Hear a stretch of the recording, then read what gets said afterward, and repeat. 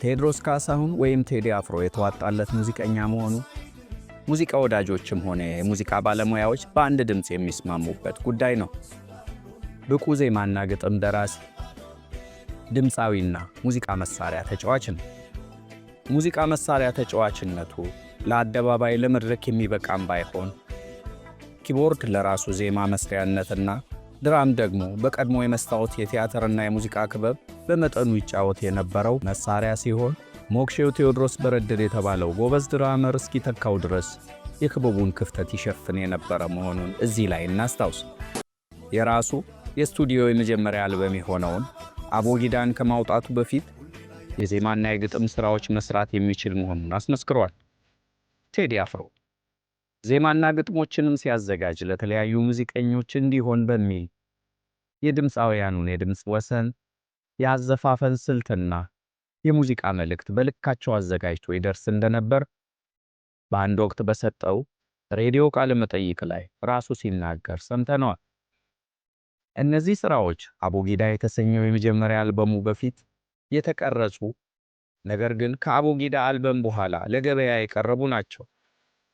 በዚህ አልበም ላይ የተካተቱት ሥራዎች በኤክስፕረስ ባንድ የተቀናበሩና በኤአይቲ ሬከርድስ አሳታሚና አከፋፋይነት ለሕዝብ ጆሮ የደረሱ ሥራዎች መሆኑን ልብ ይሏል። እስቲ እነዚህ ሙዚቃ ድርሰቶች ለነማን አዘጋጅቷቸው እንደነበር ከራሱ ከቴዲ አንደበት ሰምተን እንመለስ።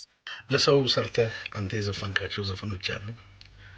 ከአቦጊዳ በፊት የሰራሁት አልበም ላይ ያለው በጠቅላላ ዘፈን ለተለያዩ ዘፋኞች የሰራሁት ሙሉ አለ። እሱ አልበም የተለያዩ ድምፃውያን ድምፅ አለበት። ለምሳሌ ለማን ነበር የሰራው? ለምሳሌ ለዳዊት መለሰ ጽጌረዳ የሚለው ዘፈን ለሱ የተሰራ ነበረ። የወንዜ ትዝታ ለኤፍሬም ታምሩ ነበረ ከነ ድምፁ ወንዜ ትዝታ አይነት የእሱ አዘፋፈን። ዋዘንድሮ የሚለው ለነዋይ ደበበ ለምሳሌ ጸባያቸውን የሚመስል ነገር ያው በልክ ነው የምትሰራው። እያሰብካቸው ነው ዜማ የምትሰራው። ለምሳሌ የነዋይ ዘፈኖች ላይ አይነት ያሉ ጸባዮች አሉት። ዋዘንድሮ ለልቤ ሰው የለኝ የእሱ አዘፋፈን እና ወስ ያረጋል ፍቅሽ ሰፍሰፍ እንደዚህ ነገሮች ናቸው። ሌላ ለተፈራ ነጋሽ ጉድ ሰራሽኝ የሚለው ደህናው ልበልሽ እንደሚለው ጉድ ሰራሽኝ አንድ ተከራከራል። ለፀሐይ ዮሐንስ ደግሞ ጦር ሰርተሽ በፍቅር የሚለው ማለት ነው። እሱ እንደዚህ ከራሱ ዘፈን ጋር የሚል ተበድዬ ስማሪኛ ልልም እንደሚለው እንደሱ ለሱ አይነት እንደዛ ነበር። እና ዳዊት መለሰ ነው እንደዚህ ዘፈኖች ለምን ራስህ አትሰራቸው አለኝ። አባቴን ስለምፈራ ያለ ካሴት ለማውጣት ፈራ ነበር። ይህንን ያነሳ ነው ለዚህ አልበምም ሆነ በውስጡ የተካተቱ ድርሰቶችን ለመዳሰስ ሳይሆን ቴዲ በሕዝብ ዘንድ ከመታወቁ በፊትም ሆነ በኋላ ለሌሎች ድምፃውያን የሰጣቸው 10 ተወዳጅ ሙዚቃዎች በጥቂቱ ለመዘከር ነው።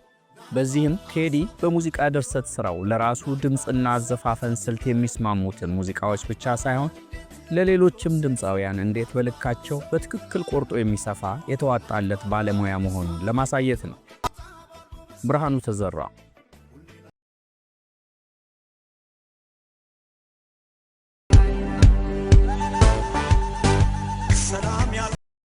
ሳላስቀይማት ኃይልዬ ታደሰ ከተለያየን ማዲንጎ አፈወርቅ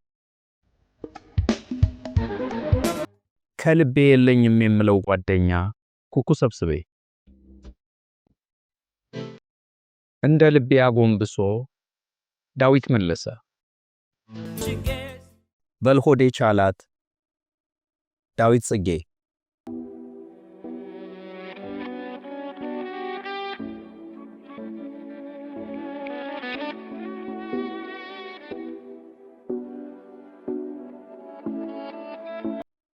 የመጀመሪያዬ ኤፍሬም ታምሩ